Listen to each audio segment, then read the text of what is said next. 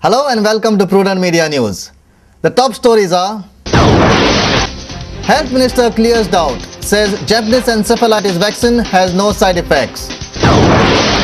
School bus overturned at Ambora Raya. 12 students and a teacher injured. All out of danger.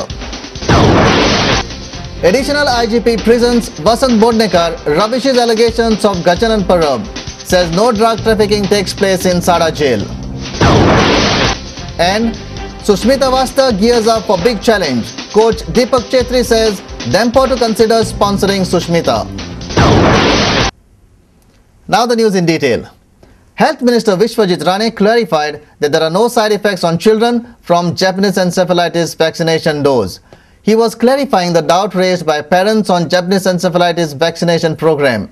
This vaccine is given to children for age group between 1 to 15 years to protect child from Japanese encephalitis. Goa Pediatrician Association endorsed the advantage of the Japanese encephalitis vaccine for children. So far, 80,000 children in Goa have gone through JA vaccination program. Health Department claims that they have not reported single case of having side effects of JA vaccination.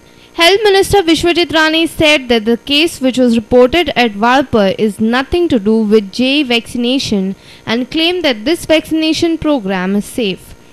We have covered a population of children of approximately around 80,000 and there has been no reaction or any such thing. In my constituency, the case that occurred was only because of a bad cold and fever. It's nothing to do with the JE vaccination. If somebody is trying to draw mileage out of it, it is not correct. Whatever this is being implemented, is well tested and tried out. But only there was some places we found that there was a sort of a communication gap, though we have informed all the schools. Rane also said that they are not experimenting JA vaccine on children of Goa and this vaccine is in interest of Goan children. The whole idea here is not to experiment with the children in Goa. This is not an experiment.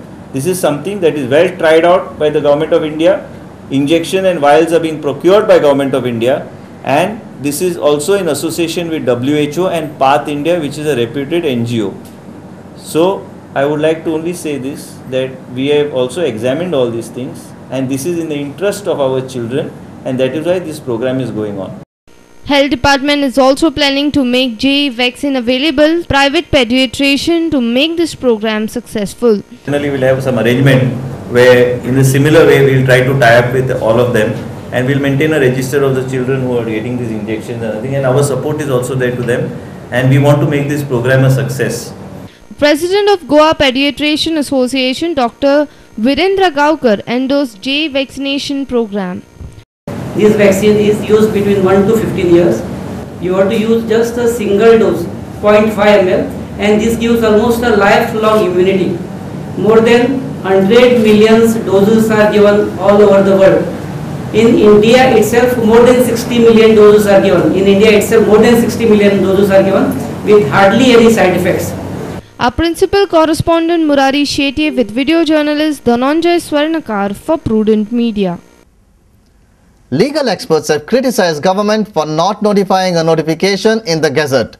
Advocate General had brought the fact to the notice of the High Court that government notified threat to kill offence cognizable and non-bailable in 2004, but forgot to publish it in the Gazette.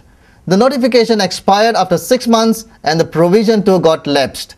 Legal and intellectual fraternity had criticized the negligent attitude of government.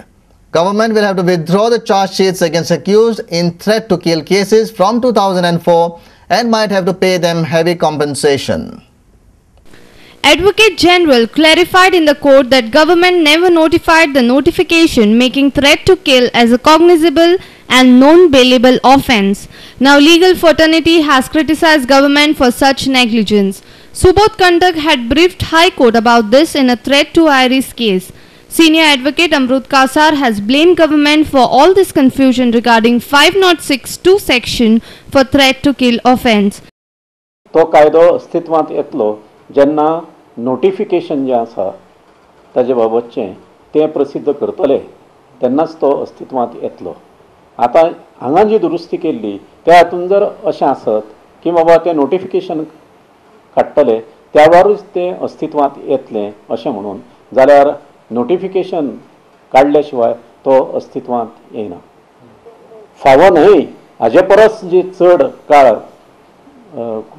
कादयन दवरल्या ताजे पासत गव्हर्मेंटा कडेन ते compensation मागूं शकतात.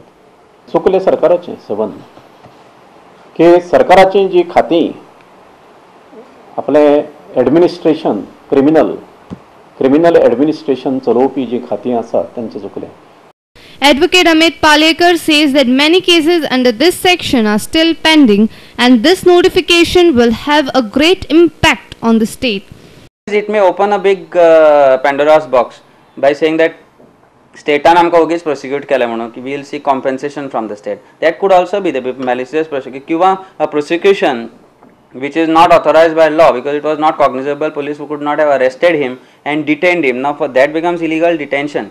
But आता retrospectively त्याचा effect जातलो काय ना, this is an issue which will have to be taken up even by the High Court because this will have a very wide effect on whole of state of Goa because according to me there will be thousands of cases which have been registered under 506 part 2 and because it was non-bailable, person might have been arrested and bailed out thereafter, but his detention in that case would be illegal. Opposition leader Manohar Parrikar says that procedure followed under this section are illegal. He also says that whoever has followed the procedure under this section should be held responsible. But I still remember that there was some error in the earlier notification. It was only supposed to be corrected in this notification. Obviously the police inspector, police officer, IO, he has to be sure that a particular section is notified. Unless it is notified, he cannot, he is responsible. And what about law department? And so I am surprised how judges also didn't check it up. Our reporter from Panji Laukik Shilkar with video journalist Ganesh Hotkar for Prudent Media. A private school bus plying the students of Loyola High School and Presentation High School at Rai got overturned at Ambora, Rai. The driver, who is the owner of the bus, lost his control on the bus and banged it on an electricity pole. 12 students and one teacher got injured in the accident. A school bus overturned at Raya Tember on Thursday. Students of Loyola High School, Presentation Convent and Fatima Convent were on board. The bus was plying from Madgaon to Lotli.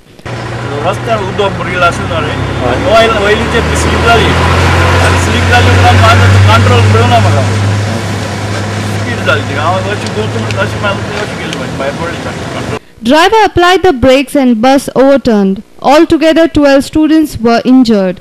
They are now admitted in Hospicio Hospital at Madgaon. All of them are out of danger. PI Maina Kurturi Kapil Naik, who reached at the accident site, briefed us more. The children are from Loyola, Presentation and Fatima. So when the bus was reached at Tembi Raya, he lost his control as it was a rainy season, rain was going on and he lost his control due to rain and he gave a dash to electric pole and bus was turned and fell at the side of the road. So 20 students are injured and they have already been shifted to Hospicio Hospital. A reporter from Madgaon, Ramesh Naik Raut.